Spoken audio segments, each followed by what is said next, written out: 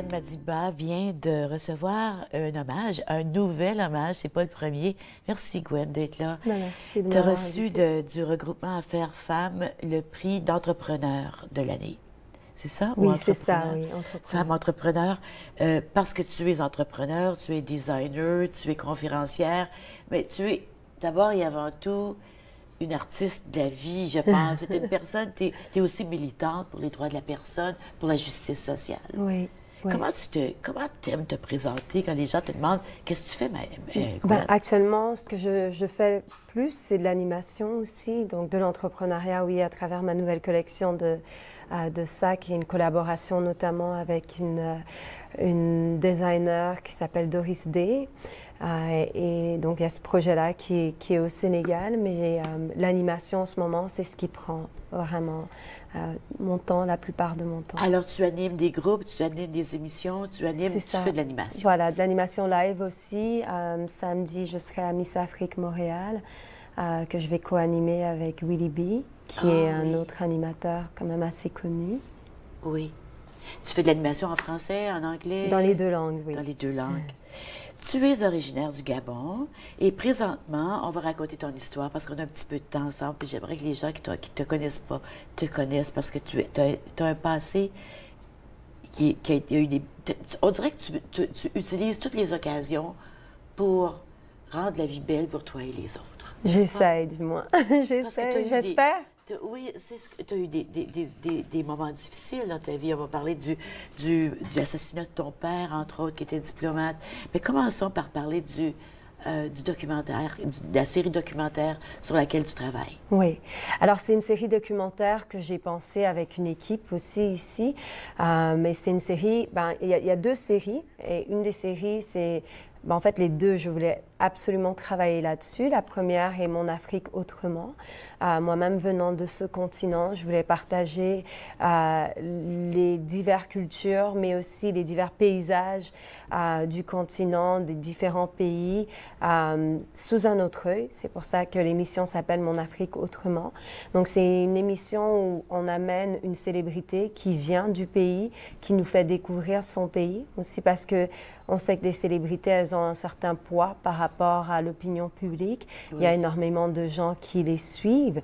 Et donc, c'est d'utiliser ces gens-là pour nous faire découvrir l'Afrique autrement, sous un autre œil. Présentement, l'Afrique, pourquoi on veut la faire découvrir autrement? Parce que je pense que c'est important. Et moi, je me dis aussi qu'étant de ce continent-là aussi, de deux pays, notamment du Gabon et du Sénégal, on est tous, d'une certaine manière, veut pas, ambassadeurs de notre continent. Absolument. Et c'est important, oui, de parler des difficultés, oui, de parler à des enjeux, mais aussi de parler de ce qui va. Et je trouve qu'on ne parle pas assez de ce qui va. On fait plutôt peur aux autres de découvrir ce beau continent qui est hyper diversifié et très riche à plusieurs niveaux. Oui. Tu disais que vous voulez faire, tu amènes des célébrités pour faire découvrir, entre autres, les paysages. On parle des paysages, la nature, mais on parle aussi des paysages humains, j'imagine. Oui, les paysages humains aussi. On essaie aussi, pour certains d'entre eux qui ont des entreprises ou qui ont des œuvres caritatives, surtout là-bas, de nous faire découvrir ça aussi. Et je pense que c'est important, justement, de pouvoir avoir des conversations vraies, des conversations ouvertes avec ces gens-là sur ce qui va et ce qui ne va pas aussi, mais d'avoir leur perspective au lieu de tout le temps avoir une perspective externe qui ne maîtrise pas nécessairement le continent ou les pays dont ils discutent. Oui, parce que souvent, ce qu'on voit de l'Afrique dans les médias, dans les médias, c'est beaucoup, comme tu me mentionnes, vu de l'extérieur. Oui. Et c'est un jugement qui est porté sur une situation. Et parfois, j'ai l'impression que le jugement est porté pour justifier quelque chose. Oui, oui. Je pense que chacun va avec son agenda, surtout en Afrique. Et je trouve que souvent, l'agenda, il est pas nécessairement le meilleur. Qu'est-ce qui serait un agenda qui serait valable? Moi, je pense que c'est de dire la vérité parce que il y a énormément de... L'Afrique a un potentiel énorme et on le voit, énormément de gens retournent d'Africains, mais aussi d'expatriés d'autres pays vont en Afrique s'installer parce qu'il y a énormément, non seulement à faire, mais à avoir aussi, à découvrir. Et il y a énormément de businessmen et de femmes d'affaires aussi qui rentrent en Afrique, qui vont en Afrique. On a des conférences comme par exemple le Gabon, le New York Forum de Richard Attias qu'on a chaque année à Libreville, qui attire énormément d'investisseurs, mais aussi des gens dans divers domaines, que ce soit la mode, comme les politiques et tout ça. Et je pense qu'il faut en parler aussi de ces choses-là. Il faut en parler aussi de tout ce qui va et pas toujours dépeindre une image néfaste, négative de l'Afrique, dont les gens se méfient, les gens ont peur parfois d'aller en Afrique. Donc souvent, quand j'en parle à des gens qui ne viennent pas du continent, ils me disent, bon, ben, est-ce que c'est prudent d'y aller? Alors que dans un pays comme le Sénégal, c'est très prudent. On a d'autres pays où le Sénégal, le Mali, ailleurs, vous pouvez y aller et les gens sont accueillants. Oui, c'est sûr qu'on ne va pas dans un pays de guerre en disant, je m'en vais passer mes vacances là, mais des guerres, il y en a partout, là.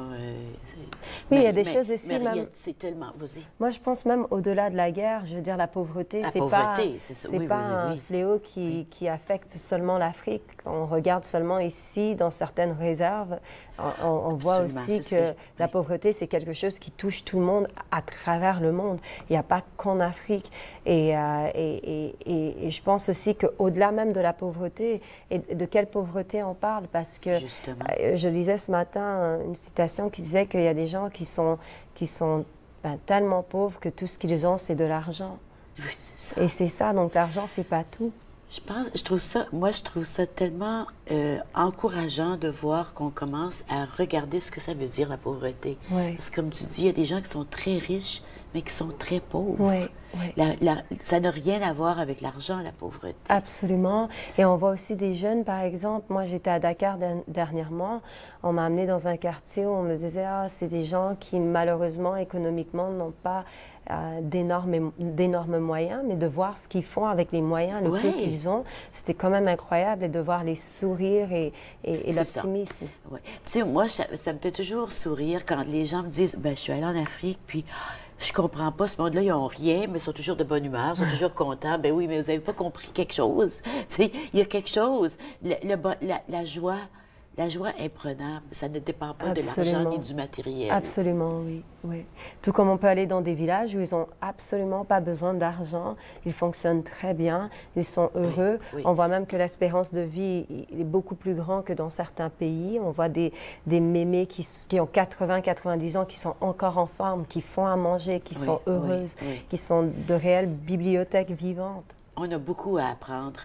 Des fois, je regarde ce qui se passe en Afrique, puis ce qui se passe partout sur la planète, ici y compris, puis je me dis, j'espère que l'Afrique... J'ai comme l'impression que c'est l'Afrique qui va sauver l'humanité. Absolument, moi aussi, je pense. Et encore une fois, il y a un énorme potentiel sur le continent, dans plusieurs pays du continent, qui est à découvrir. Oui, à découvrir le pays, découvrir la culture, découvrir les gens.